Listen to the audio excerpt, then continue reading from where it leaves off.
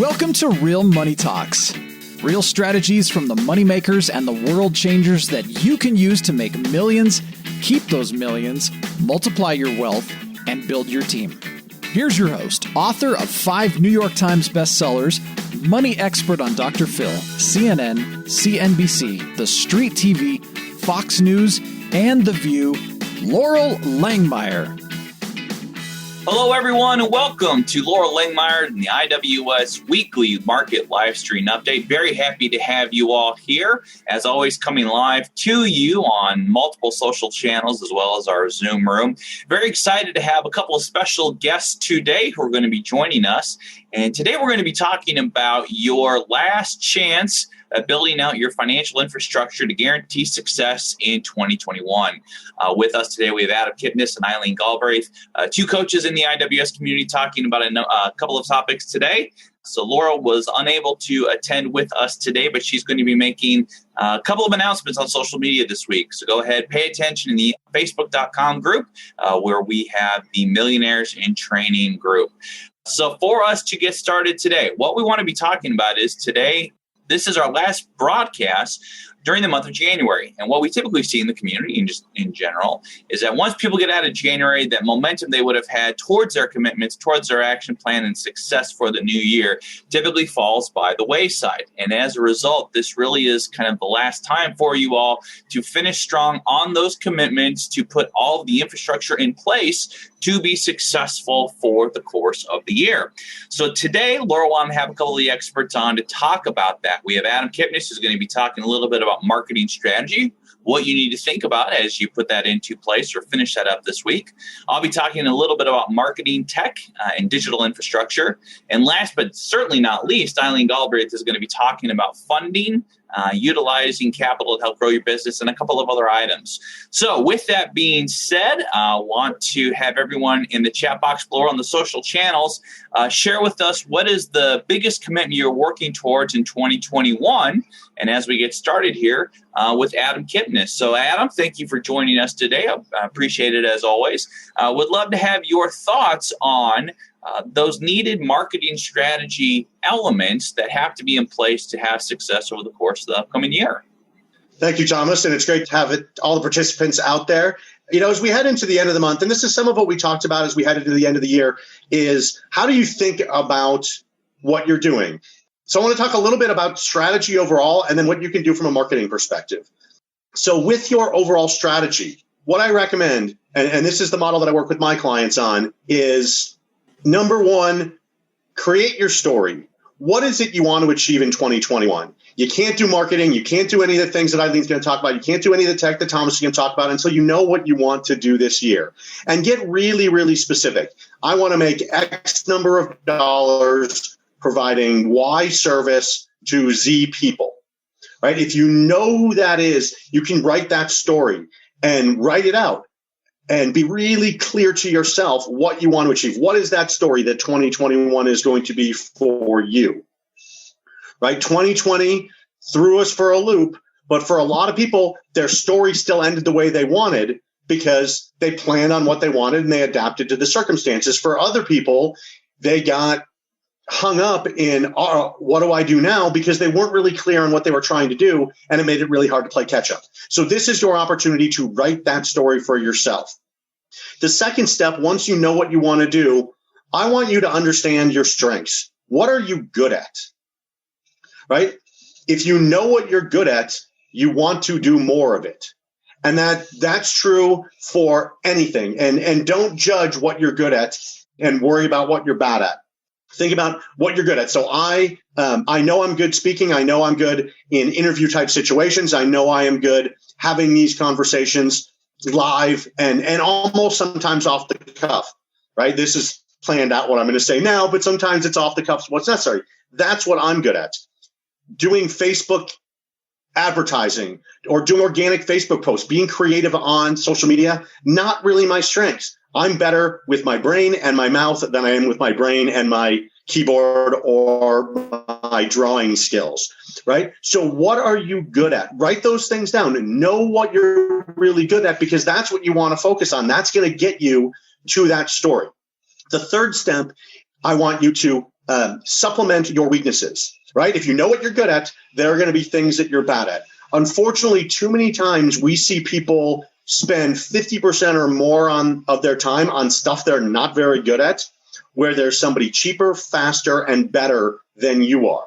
So write out those strengths and then supplement those weaknesses, because some of those weaknesses could be really cheap. You can go on Fiverr and get someone to create Facebook ads. Maybe it'll cost you 20, 30, 50 bucks a month to do what you're bad at, and it would cost you in your time alone hundreds, if not thousands of dollars that you could be spent on the things that you're good at. So create your story, understand your strengths, and then supplement those weaknesses with people that are better, faster, and cheaper than you are. Number 4 is I want you to tailor your expectations, right? A lot of times we talk about goals, and it's a multi-billion-dollar industry is the goal-setting industry. But goals rarely happen. Why is that? And I always think about it this way. When we have our employees, we don't have a goal that they're going to show up for work. We expect it. When we have our kids, we don't have a goal that they're going to be good students. We expect it. Now, sometimes our kids aren't what we want them to be or not as good, but we still expect them to be what we want them to be, right? When you flip a light switch on, you don't have a goal that the light's going to turn on. You expect it to. So we put expectations on everything else, but for ourselves, we set goals. So I want you to turn that around and set expectations for yourself. That doesn't mean lowering your goal to an expectation. That means raising your expectation. That means having more belief in it actually happening. If you have a goal to make $100,000 this year, but internally you expect to make 25, guess what? You're going to make 25. So think about what you expect of yourself. Raise those expectations by having a plan, having that story, by using your strengths, by supplementing your weaknesses with outside third parties. And then those goals can turn into expectations because you just mapped it out in those first 3 steps. And that 4th step is critical. If you raise your expectations and believe in yourself, you will have more success than if you just have a goal or a dream of it to happen. Step 5, I want you to use the next 5 days while you're doing this to optimize your environment, right? If you have a goal of losing weight and you have cookies in the cabinet, you just have to walk to the cabinet, open door, insert cookie in mouth. If you throw away the cookies, you have to want a cookie. You have to find your car keys, which sometimes is a challenge in and of itself. You got to grab your mask. You got to get into the car. You got to drive to the store. You have to pick out the cookies. You have to pay for the cookies. And hopefully you get home before you open the cookies and eat them. That's like 7 things you have to do versus 1. From a business perspective, look at your desk, look at your office, look at the people you're hanging around, look at the things that you're doing during the day. How can you optimize your environment? If you know that, Jason, we'll write them down and we'll get them to you. I got a PowerPoint I can put in the Facebook group as well on this. If you can put yourself in the best position, one of the things that I did last year, I happen to have a TV in my office, right? I use it for sort of mindless noise in the background. I might have music on. I might have, a show that I've seen before. I might have, some sort of even motivational stuff. Well, what I did to optimize my environment is I physically took the remote control from my desk and put it under the TV, right? It was only 4 feet from me. But if I wanted to turn on the TV, I had to physically get up, walk over to it, grab the remote, and turn on the TV. I put a barrier in between myself. If you find yourself on Facebook or searching the internet or mindlessly reading the news and what's going horribly wrong in the world in various ways, regardless of your political views, there's a lot of bad stuff out there. You can set your computer up to not allow you to search the internet between the hours of 8 and 5.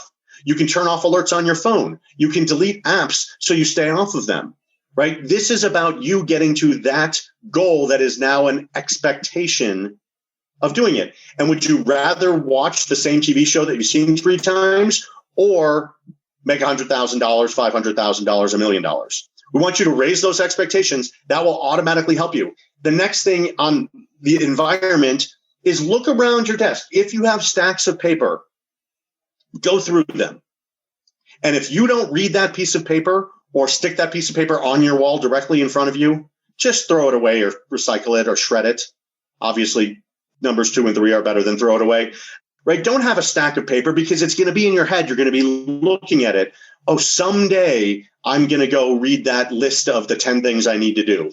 Get all that stuff out of your world so you can focus on what it is in that story, utilizing your strengths, supplementing your weaknesses to meet your expectations.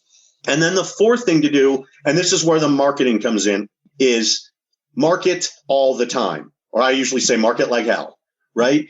Every day should be marketing. Set aside 15 minutes in the morning to do outreach. And some of you have heard me before talk about just text people you haven't talked to before. Go on Facebook, and if you see an image that you like or a story that you like or somebody posts something, don't just like it, comment on it, or even better, reach out in direct message and be like, hey, I love that post that you did because of A, B, and C, and then end it with a question, right? How did you do it? How's it working for you? How's it working in your business? Like if you are in the health and wellness business, and somebody posts something on working out and you reach out because they posted on it, hey, great that you're working out. How's it working for you? Who knows what they're going to say? It's great, but I'm still not losing that extra little few pounds that I want. Boom, now you have an opportunity to talk about how you can help them potentially in weight loss. If they're talking about business, it's going well, but I wish I could do X, Y, and Z. And now you can step in. You've created a conversation. So make 15-minute markers on your calendar within the day. And then the last thing from a marketing perspective, and then I'll turn it over to Thomas and Eileen, is make a plan to review people who are doing what you want to do. They could be people, if you're in a network marketing business, that are at the top levels. It could be people in a business coaching environment who are top business coaches. It could be people who are great on Facebook and they're getting lots of likes and comments and lots of viralness to it. Watch what they're doing and study it. Take 10 minutes a day to study that person. And then model, as Loral says, R&D, replicate and duplicate. Look at what they're doing and do the same thing. So take 15 minutes to message people and reach out and do that 3 times a day. You don't have to spend hours on it. Just do it 3 times a day and get started. That'll get you to your 21 people and your 2 sales. And then replicate and duplicate what the successful people are doing. So those are the 6 steps. And I'll make sure that we get the PowerPoint in the Facebook group. And anyone reach out to me. I'm at Adam Kipnes all over the place. And I will get you those steps in PowerPoint 4 with a little bit more detail. But hopefully that helps you guys get started from a marketing and business perspective. Awesome. Thank you, Adam. Thomas, back at you. Sounds good. So thank you. So the next step, right, to build upon what Adam has said there, once you have the strategy in place, then the next step is to make sure that your marketing infrastructure and that digital infrastructure is essentially built out to help facilitate that. Now, a proper cash machine's digital infrastructure typically has 4 pieces. Your first piece is your traffic generation piece, and that was the advertising and marketing channels that Adam just spoke about, right? We're generating traffic, we're getting conversations with folks, and then we're driving them to a destination. That destination leads to the second step, which is conversion. So whether they're opting in for the lead magnet or whether they're making a purchase, scheduling a phone call, or taking some sort of action, that next step in the funnel is getting them to do something. Okay. Once then they've gone through the traffic generation phase, they've gone to a page, they've taken some sort of action, then the next piece is the ascension sequence, right? We have our sales funnels. We have this process that we're going to help serve people and be rewarded for accordingly. And each of those sales funnel steps can help be advanced automatically through the use of a CRM, like a Keep, like a Kartra, like a HubSpot or Salesforce. Then, as this process is happening, where marketing, like Adam said, marketing like hell is driving people to specific pages to have them take specific actions, you have the iteration or the reporting step of your cash machine's infrastructure in place, reviewing what's actually happening.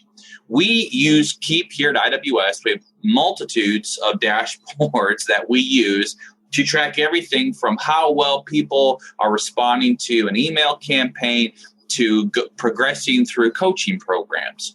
What you all need to have when it comes to your cash machine is a simple dashboard set up so that way you can easily determine what's working and what needs help. I say this all the time at the workshop. Your ideal end goal is to create the brown M&M solution that Van Halen used back in the 80s when touring, right? It's a long story. I'm not going to go into it here, but I recommend, if you haven't heard it yet, go to Google Van Halen brown M&M story. But long story short, they came up with a genius management hack that allowed them to look at one thing in one place to determine if the entire system was working as intended. You all need to have that you need to have that dashboard in place. So then that way, instead of guessing what needs to work, you actually have intelligence and data to support your conclusions, and you will be able to address that immediately. Now, when we talk about that cycle, the traffic generation to conversion to ascension to review and iteration, it typically works in a continuous motion to that effect. But if you're still building this out, as we're talking about getting your infrastructure in place to be successful in 2021, you have to build backwards. So instead of starting with your marketing pieces first, you're actually going to go and work on your reporting pieces, your dashboards, your sales funnel check-ins. So that way, once you start the process, you'll have it in place from the immediate moment it starts to see how well it's working. So if you don't have your sales funnel or any of those 4 pieces I just put into place, you're going to go backwards. So first and foremost, identify not only what CRM you're going to use, but what's your dashboard, what checkpoints is it going to be looking for, and then building out the ascension pieces. If you have your email sequence to your top ticket coaching plan, then before that, what's the next step from your tripwire or lead neck to the next step accordingly. Then once the monetization plan or the actual core cash machine built, that's when you build out the marketing elements. That's when you turn on the marketing and start getting an understanding of what's working, what's not, and improving accordingly.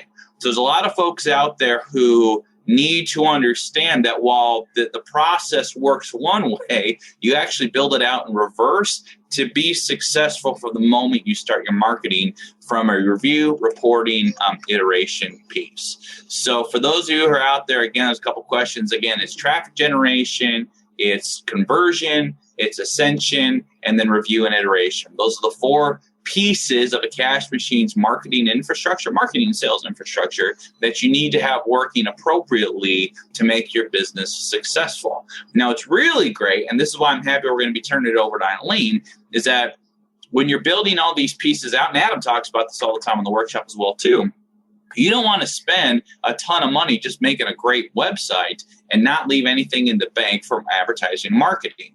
Right? You have to have capital reserves to help get the word out, to help promote what it is you're doing, how you're helping people, and start those conversations. And that's why Eileen's conversation about funding and access to capital is so important, because with that, you can start funding appropriate marketing and advertising and promotional campaigns. Once you have market validation, you're ready to start scaling. So with that, Eileen, would have to love you talk about the next steps on your area.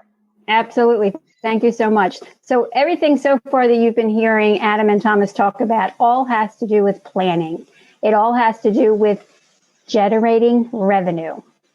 So we're into the 26th day of 2021.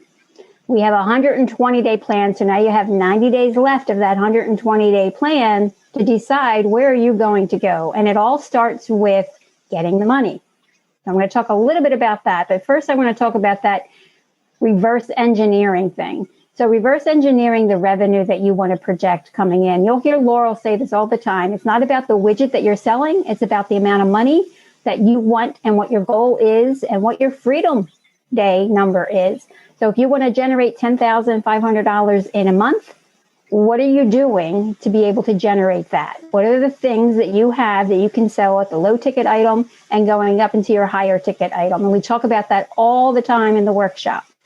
So for me coming in, I'm known as the credit gal in the community. So I work with people on optimizing their personal credit reports so that now you have the ability to get credit in the name of your business, because You do not want to commingle these funds. You want to make sure that your entity structure is set up properly.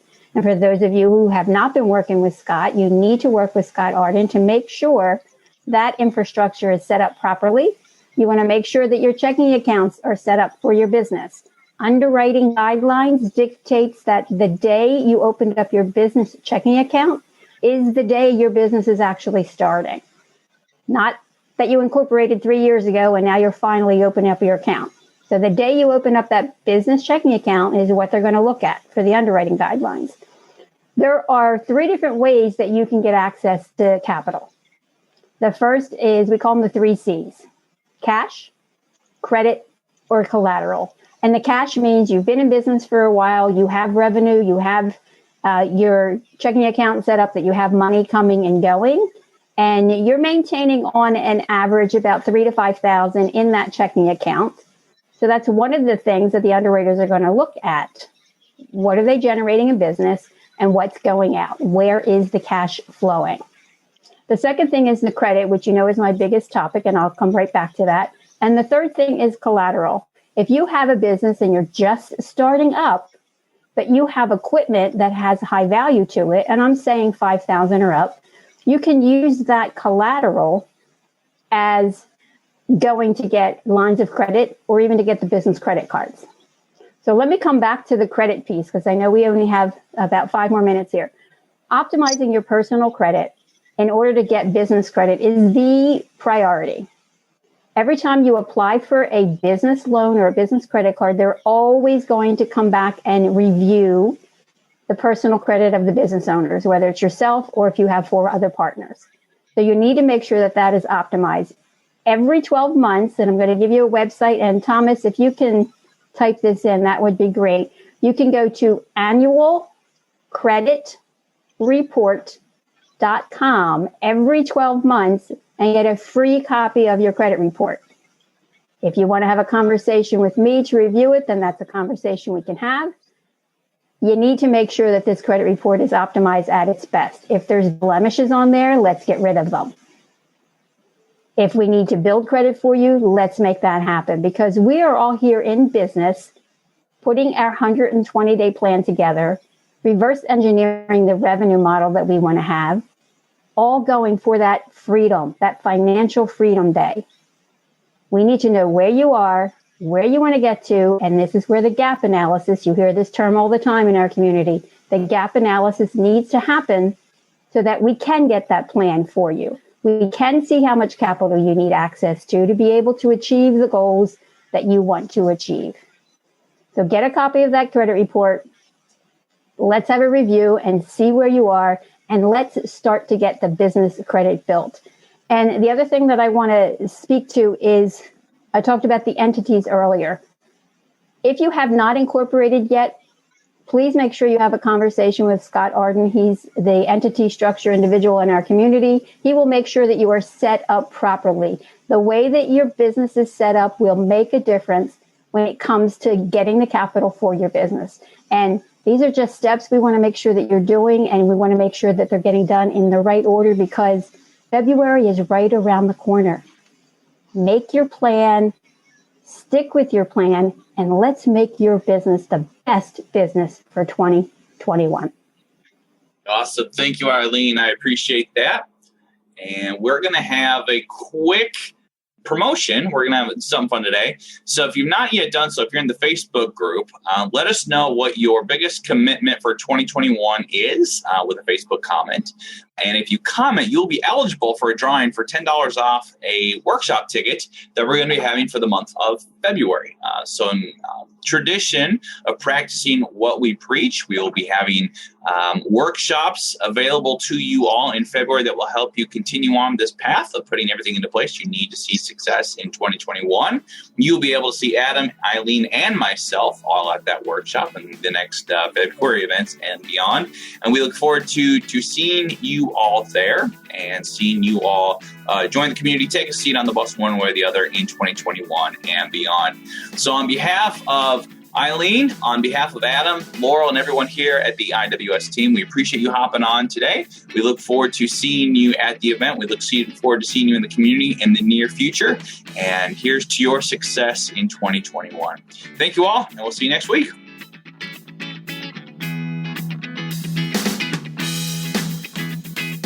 Thanks for listening to the Real Money Talks podcast. Your host has been Loral Langmeyer, author of 5 New York Times bestsellers, money expert on Dr. Phil, CNN, CNBC, The Street TV, Fox News, and The View. Want to learn more about off-Wall Street investing, tax strategies, and multi-million-dollar business strategies? Visit liveoutloud.com/podcast for past episodes, show notes, and resources. For some special wealth-building gifts only for Loral's podcast listeners, visit liveoutloud.com/podcast gifts. Do you have a burning question for Loral? Visit askloral.com to submit your question, and it may just be covered on a podcast episode. So stay tuned and be sure to subscribe to get new episodes every week.